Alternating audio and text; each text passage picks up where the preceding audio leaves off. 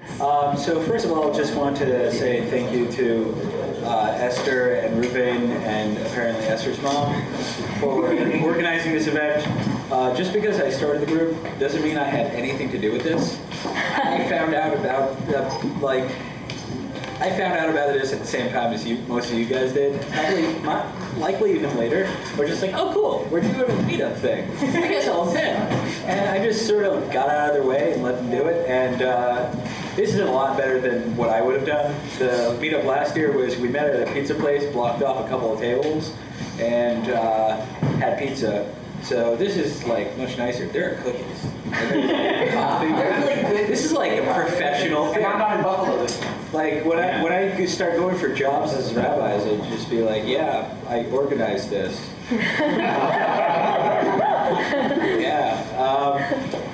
So anyway, so I just had, this is not really like a in-depth shear. This is just sort of an idea that I had and just something that I've been turning over in my mind recently. You know, it's been like a weird couple of months for me because I'm not really doing much in SUFYO right now. I sort of have a shear that I go to like once a week. It's really more a chavrusa. It's an interesting situation.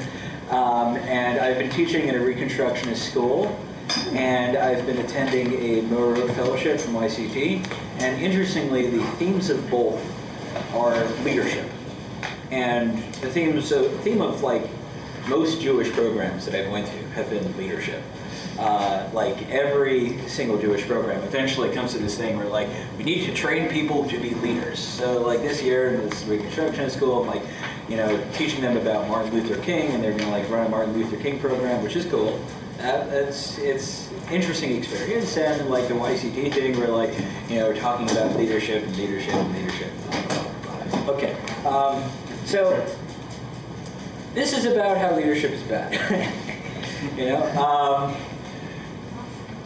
so I wanted to start with this story that I assumed was in a measure somewhere, but it's not actually when I did research. This happens sometimes. I remember I went to go look for the phrase that there's no ein simcha ke braras hasfekos, like there's no joy, like, you know, resolving doubts. I thought this sounded like a Chazal thing. No, it's a Mitzudas David in Mishlei.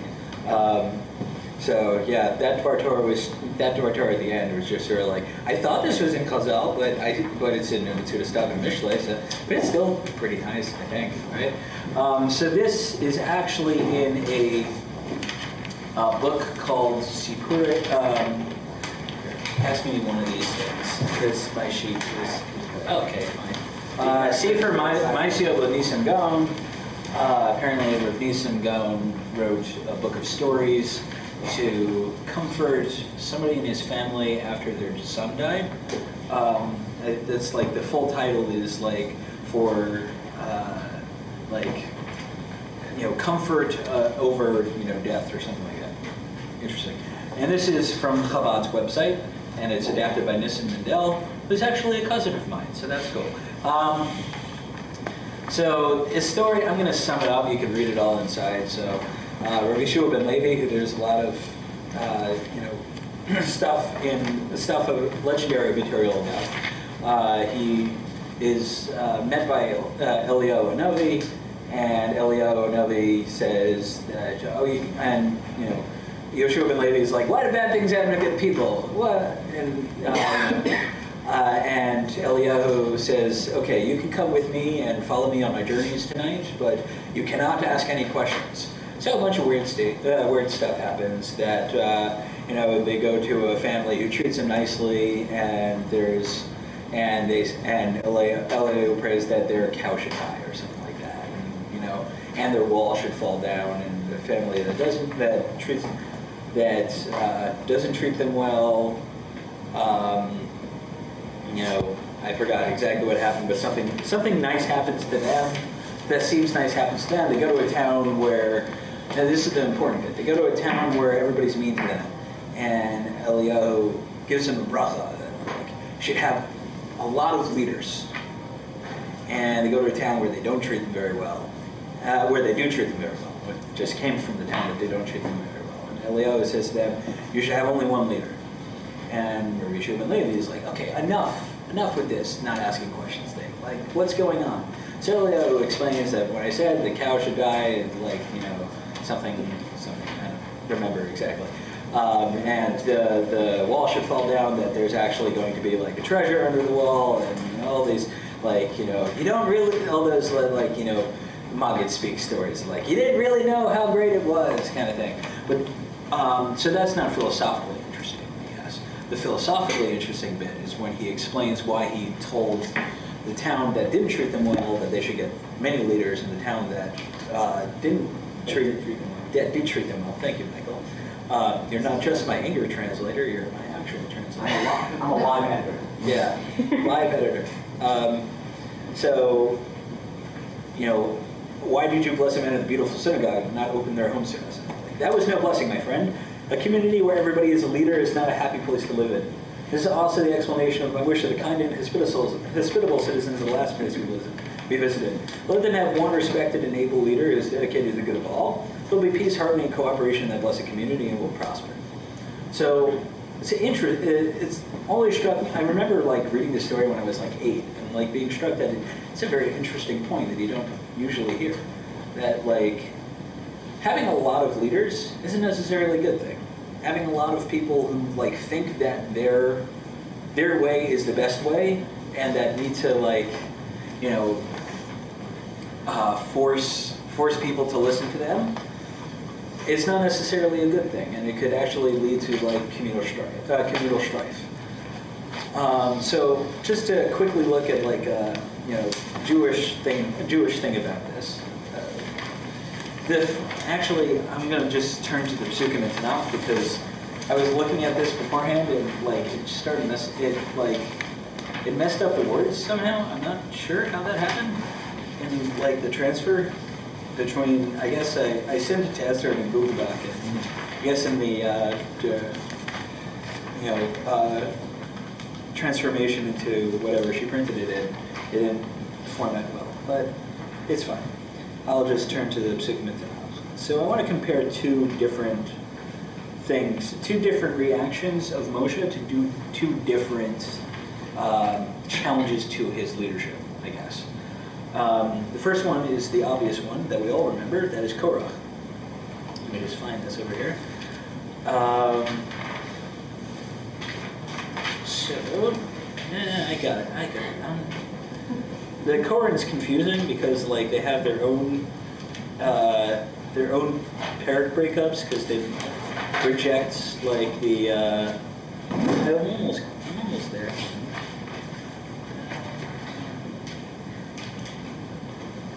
Yeah, I got it. Yeah, Koran has this thing where they have their own parak breakups, because they're like, why should we use the Christian breakups? We're, you know, a free people in a free land. Kind of thing. Confusing guys. Okay. ויקהלו על משה ועל אהרון ויאמרו עליהם רב לכם כי כל העדה כולם קדושים ובסוף השם מדוע תתנשאו על קהל השם. So Korach and Vadasa, they go to Moshe and they say, everybody's holy, you have enough. No, I jumped ahead. No, wait, I didn't. Rav Lachem, you have enough. Ki chol ha'edah kulam kedoshim. Everybody's holy. V'socham Hashem, and you know Hashem is with them. Madua tisnasu al kal Hashem. Why do you raise yourself up above them? So I'm going to jump to the other one at the bottom of the sheet. No, I'm not. Sorry. This is very informal. Sorry. You know, Moshe replies that basically we're going to have a contest kind of thing. We're going to Vayishma Moshe vayipol panav, and Moshe falls on his face, and when he hears this, Vayidaber al Korach ve'al kol hadaso lemor boker vayoda Hashem es asher lo ve'es hakodesh yikri be'elav es asher yibchar bo ve'es asher yibchar bo yakri be'elav. You know. So Hashem, Machar v'Aliyah, Ish Asher Yikar Hashem, Hu HaKadosh Rav Lachem B'nei Levi. So we're gonna have a contest. We're gonna bring Ketoras on Ketoras poles, and whoever Hashem accepts, that'll be who who is really Kadosh. So that would seem to be enough, kind of thing. We'll have a contest to see who will subject this to empirical investigation by trial by ordeal kind of thing. That we'll see who is really right. But then Moshe sort of jumps back into it. It's very interesting that there's a first response of okay, we'll have a contest, and then he's personally offended. He jumps back into it and the pasuk, it's not a continuation. It starts again. Vayomer Moshe al Korach. It's all sometimes when you have two vayomers in a row, it indicates that there's a pause there. Moshe is just sort of stopped, and then you're just but I gotta. Sometimes when you're modding, you understand this. Okay, we'll evaluate your complaint, whatever. But you should know what a jerk you are. We try to minimize the name calling. Some of us. We're working on the ombudsman thing. Some of us. Where was I? The second layer. Vayomer Moshe al Korach Shimon b'nei Levi. Listen up, you Levites. Hama mikem ki yivdil Elokei Yisrael eschem me'adas Yisrael ha'akriv eschem elav. Is it too little for you that you've been separated from the Jewish people, from the Israelite congregation, in order to come close to God? Lavodas avodas mishkan Hashem la'amod b'nei ha'idal l'sharsam.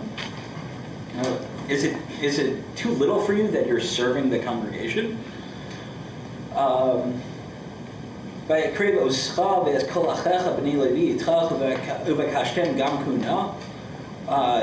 That he brought you close, and you and all your brothers, he brought the Levites close to him, and that's not enough for you?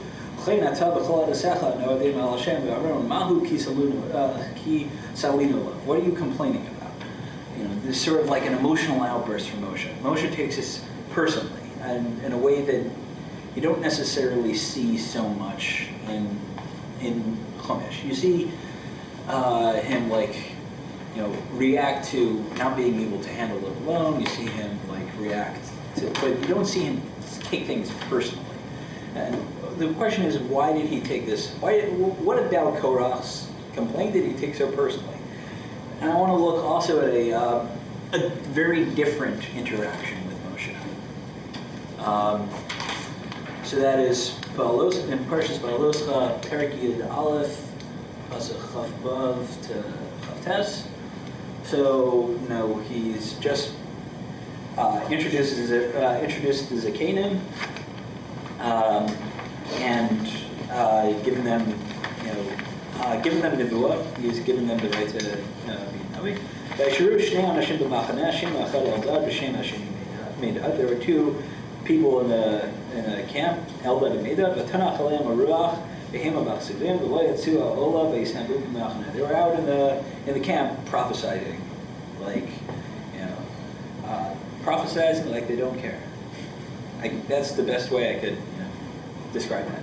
Vayaratz Hana'ar vayagei l'Moshe, the youth, midrashically identified as Yoshua, runs and tells Moshe, Vayomer, Eldad and Medad, Eldad and Medad are just prophesying in the middle of camp.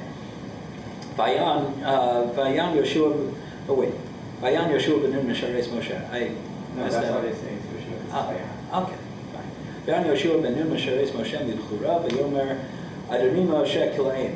So Moshe put them in prison. There's a challenge to Moshe's leadership, and because there are two people prophesizing in the camp, and Yoshua ben Nun says, put them in prison. Vayomer lo Moshe hamakanei atali umitain hamakanei atali. Are you jealous on my behalf? Mi yitain kol am Hashem neviim, ki yitain Hashem es rucho aleim.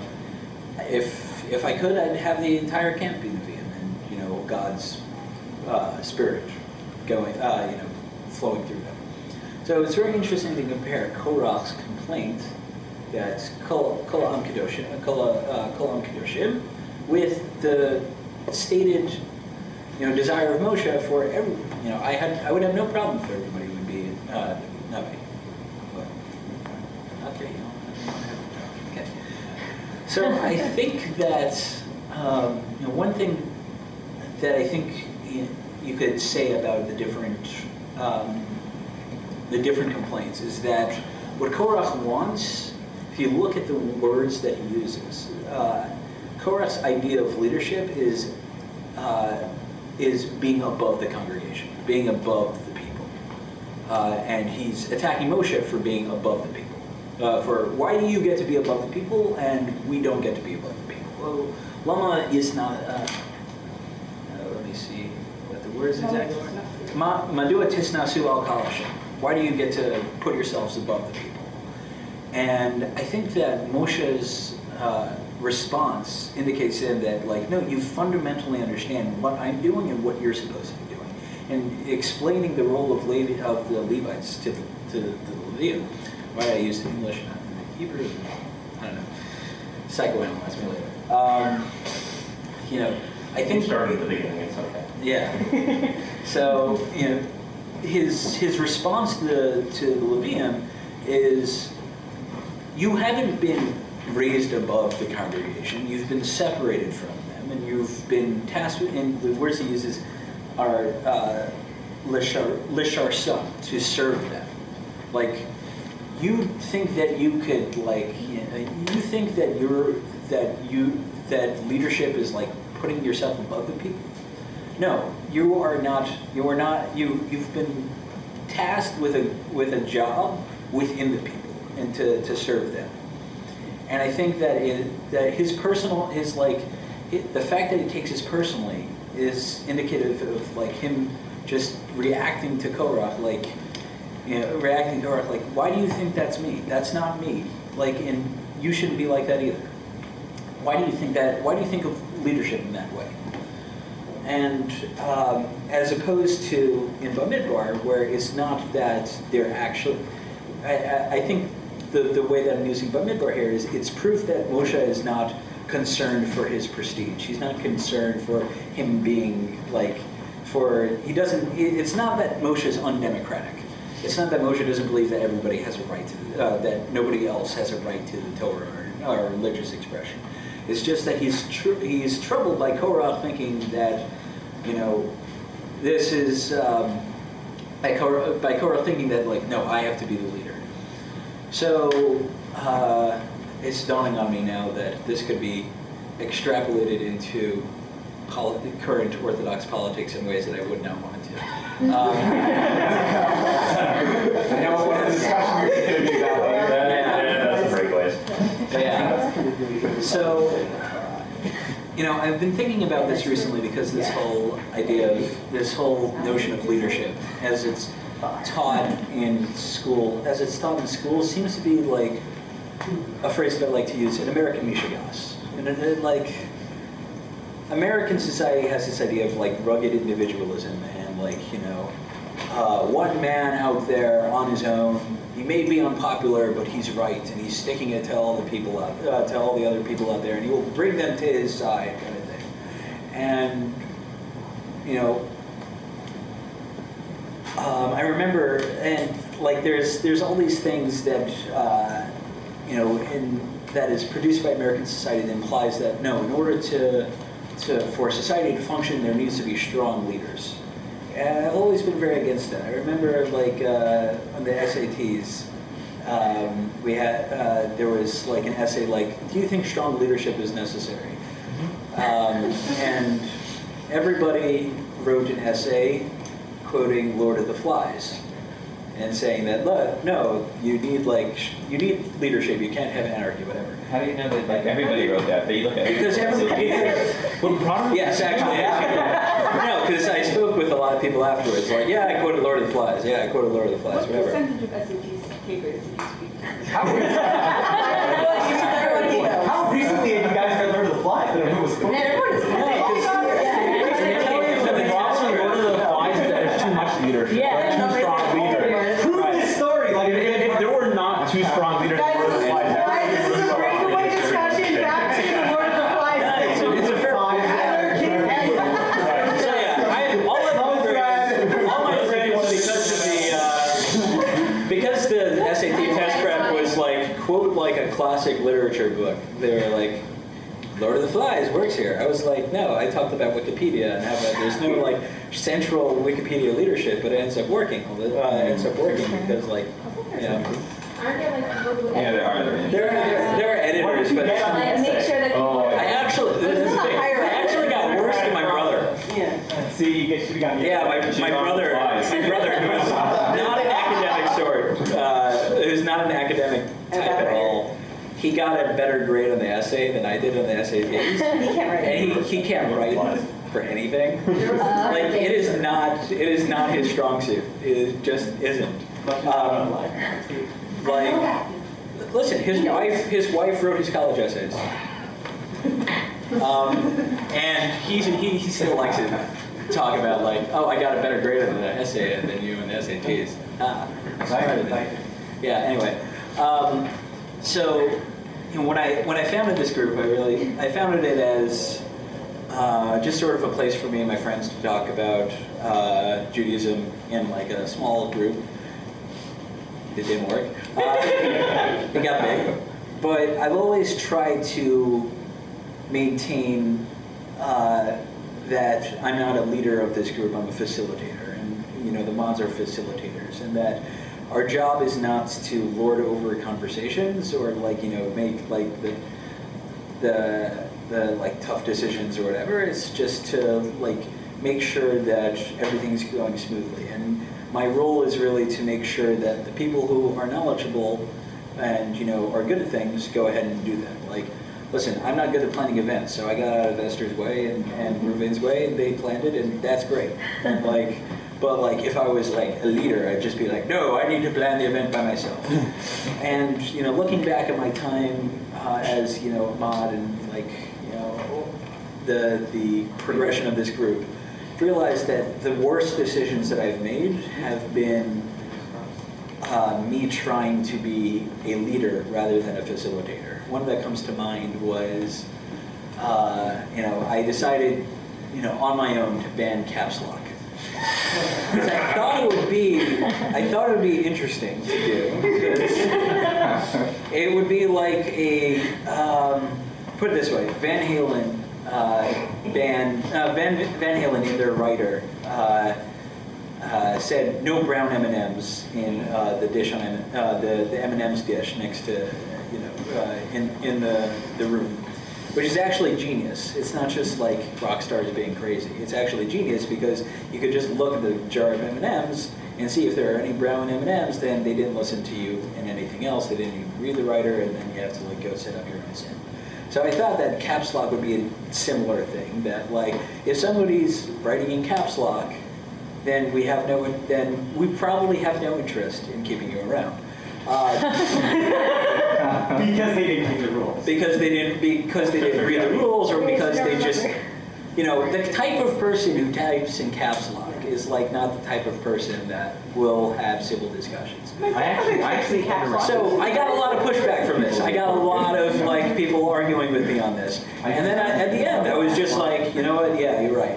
I'm not gonna. This is a silly thing to ban. But it was me being like, I need to be the bold leader who innovates this crazy new thing that even though people are unhappy, they will come around to eventually because it's genius. And no one does caps lock anyway. And you know. Well, a couple of noteworthy exceptions. Yeah. So. Like quoting the Quoting Devarim. It was not primarily to get rid of Josh back on. That was. You get to see this, you know. Yeah. Say hi. Say hi to Josh. It actually wasn't to get rid of him at all, because like we accepted that you know capitalizing the Hebrew sources was fine. Either way, I needed to say that because otherwise people might get the impression that it was. Anyway, so that was like an instance of me being like, I need to be the world leader with this genius idea that, and then it was just like, no, that's not my job here. My job is to be a facilitator. And I think in general, looking around the Orthodox world, I think we do have too many leaders in the sense of we have too many people who are just like, I have this genius idea about what needs to be done in the Orthodox world, and anybody who disagrees with me should just get out of my way. And I say this on both sides. Like, you know, I'm not going to like mention particulars, but the ideas of like consensus building and compromise and discussion and cooperation are not the ideas that are being taught that are like being stressed by our education system. They're like leadership and whatever. And in my experience, leadership courses actually just sort of encourage jerks to look upon their own negative character traits as like what makes them special. I remember this one guy who bullied me in grade school, who, what's it called? As he got older, it wasn't that he became like less than a bully, it's that his bully character traits became like what he thought he made him great at things. And so I remember this when I was in NCSY Colwell, this guy, we were on like the same basketball team. This guy comes over to me, he's like, Akiva, we're on the same basketball team. I'm like, yes, I know. It's like, we're gonna win. I'm like, we'll try? It's like, no, I don't want to try. And win. What is he? We're gonna like really try. We're gonna like really win. I'm not gonna accept losing. I'm like, I don't like losing either, but like, why do you need to tell me this? Because we just need to focus on winning. It's like, so I didn't play basketball. Because I had no patience for that sort of thing, and you know, and that's kind of like this idea of like leadership in my head, of like people who are just like they feel the need to like go over to people and just be like, yeah, we're gonna win stuff. Yeah, like, you know, force it. Like they feel that the thing that makes them good in life is their ability to lord it over other people and to like force them to do things against their will, even though it's not even against their will. Like, I want to win too. Yeah. So do you think that is a problem inherent in leadership, or just how we're defining leadership, I think, letting people get away? I think that don't get me wrong, I think that leadership is important, that there needs to be leaders out there. I think that it needs to be taught in a different, I think it needs to be taught differently in that like, there needs to be like recognition of the fact that you have to deal with people and not just lord it over them and not just like, you know, force them to do things. It needs to be that you're building consensus and like cooperation, whatever. In other words, it needs to be more than just encouraging people to believe that their arrogance is what makes them special, which is, you know, tautological actually. What? The football story. Oh, the football story? The same guy in Same idea. same guy in the football story was like, I was also on the football team with him, and that was like, I love football so much I didn't care. Is like, okay guys, I'm gonna be the quarterback because I got a rocket arm. We're down at halftime, 42-0. I'm like, okay, just listen. I'm gonna be quarterback. I don't care. I don't care if you have a rocket arm. If you can't see your open receiver, I don't care. And then I scored. And then I scored three straight touchdowns because like I saw the open man. And then he was just like, okay, we've got enough of a cushion right now. I think I can be quarterback. I was like, okay, whatever. No, I don't care. You actually did a good job. Yeah. But yeah, you had a question. Yeah. Again, without making any commentary on current Orthodox tradition. Yeah. All right. Would it be possible to say that part of what Korach was doing was using his desire to be at the head of a pack but disguising it religiously, which is what was going on further down? Yeah, that's basically what I'm saying. Yeah. That. No. What do you mean?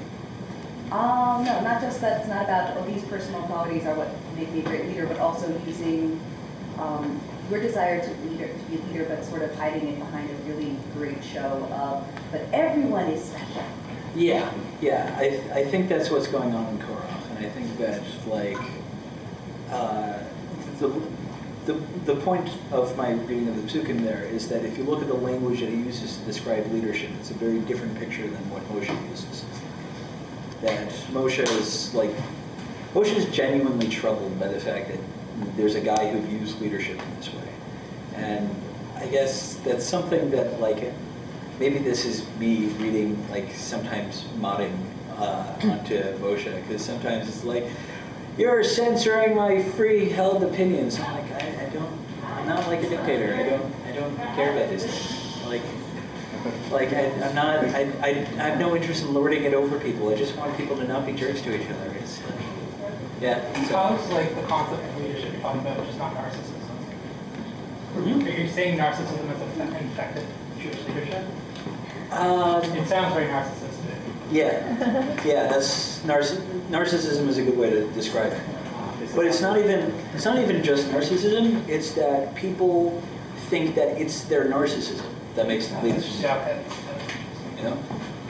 Yeah, what's up? So, just to speak up for the fact that the whole mod team experiences stuff like this. Yeah. But it also, I didn't have that as the first thought. My first thought was, hold on, Eldad and Medad are in the context of. Right, so Moshe is not just defending the honor, Yeshua is not just defending the honor of Moshe, he's defending the honor of Moshe's new subordinates, the Shivim Canaan, who are gathering the Ohel, getting Nebuah that Moshe, sanctioned. He sets them up around the Ohel, and God comes down, and they start prophesizing. But Eldad and Medad are doing it out there.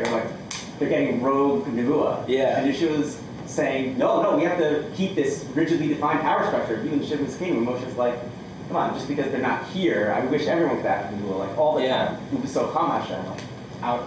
Yeah. Right. Or actually, I just put it there. All right, fine. Anyway.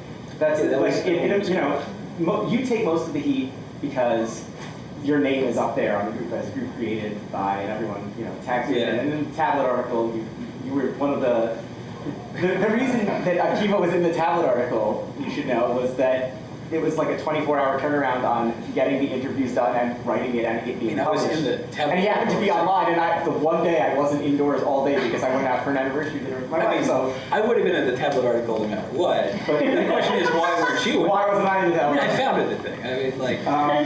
But one of the things we talked about when we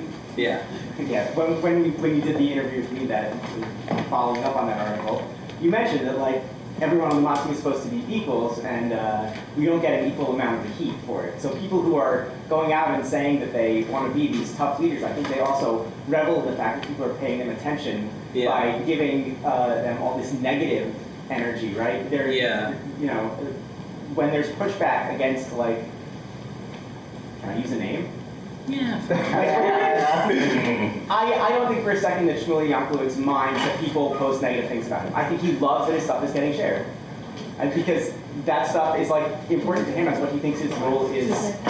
Yeah, like I do think that certain people... Like you hate the negative energy, but some people love it. Certain people get a kick out of the fact that like, oh, people think that I'm the worst thing to happen to the world. Well, people thought that about Martin Luther King too.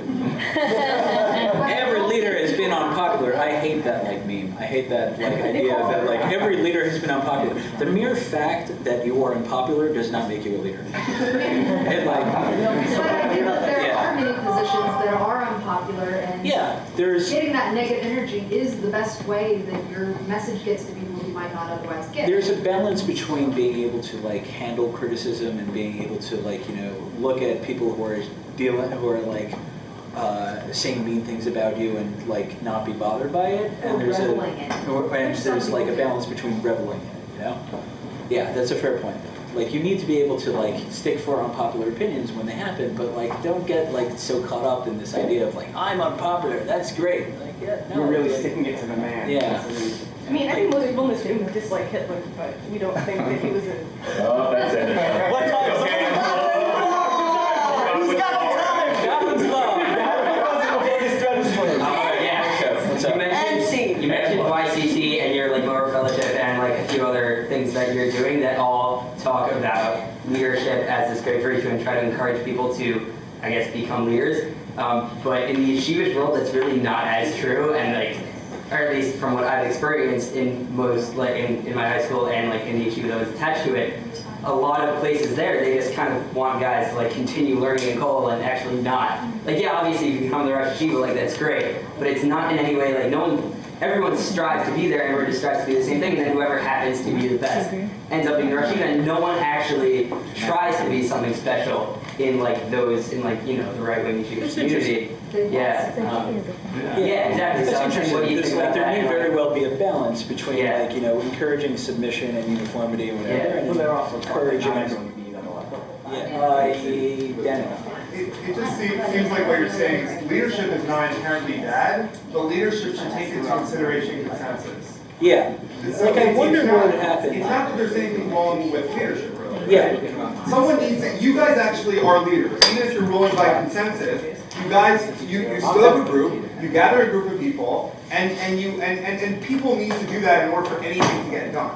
So there needs to be people setting up and being leaders, but what I hear you saying is basically, people need to stand up and be leaders, but don't be a jerk about it. Yeah. And listen to what other people are saying, and don't be like, I'm the authoritative guy in charge, but or gal in charge, but I'm going to listen to what everyone else has to say. So yeah, I prefer though that the term be facilitator, because like, you know, for what I do, and like I think that inculcating the skill set of like facilitation, I guess is the noun form, rather than like leadership in using that term, I think that's preferable to me. But I don't think that like leadership is inherently bad. I do think leaders need to happen, but like I wonder what would happen if our schools, you know, stress like cooperation as like had cooperation courses and like consensus courses rather than like leadership courses. You know.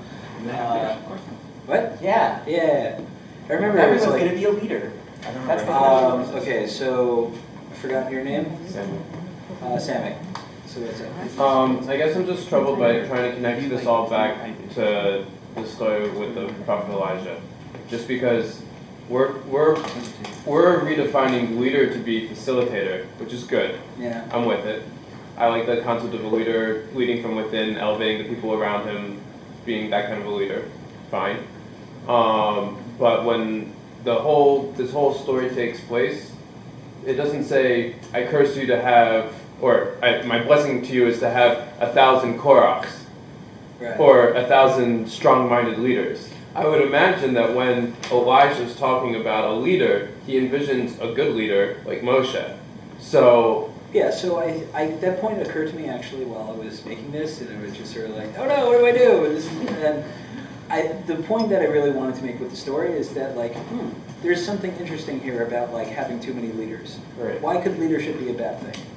Let's go from that. I do hear your point though that it doesn't relate perfectly back to the story, but it was more like trigger for thought rather than like, you know, oh, we see exactly the way that this is in the story. Sure. I guess my question is, rather than redefining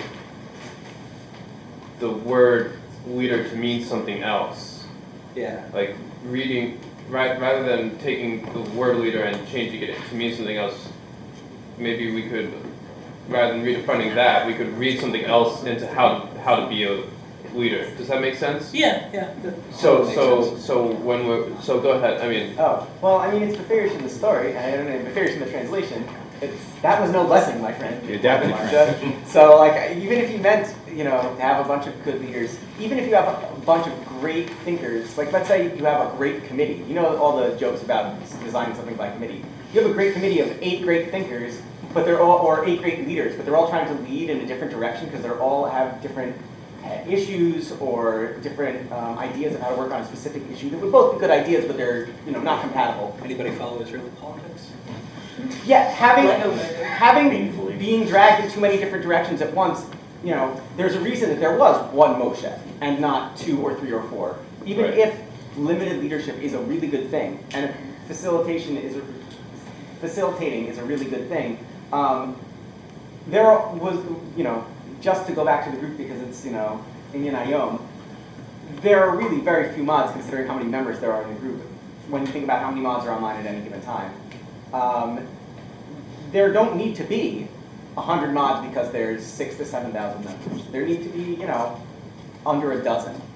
Because if you have too many people running in too many directions at once, like if Esther was trying to plan this while someone else was running a crusade against caps lock, while someone else was trying to crack down on ad hominem attacks, while someone else was running to try to criticize someone because they were not following the It's actually a SPG's reasonable hashtag. approximation of what happens. Right, but it'd be so much worse if there was way more of us, Yes. right? So like the idea that even if the leadership is good, even if the concept of leadership is good, if everyone is a leader, then you know the dogs that's not going anywhere. All the dogs are running in different directions, even if they're all really good runners. Analogy, man. I was gonna like build on that analogy because it's just bursting forth to me. It's gonna sound really silly, but seriously, like the Lego movie has the Swiss Army so built into it. You know, like at the beginning, everyone's really brainwashed under this one leader, which is like bad. But also, when all the rebels try to get together, they're trying to build the spaceship the way everybody, each one wants to do it, and they don't band together. And like they're like, "Hey, why aren't you a leader?" He's like, "I don't know. I'm just not a leader." And it's like that's okay. That's fine because you need to work together, but also not be brainwashed under And one breakaways cycle. before. We'll do the rest questions at breakaways. Okay. If you want to just come over to me at any point, ask me questions. Just don't look him directly in the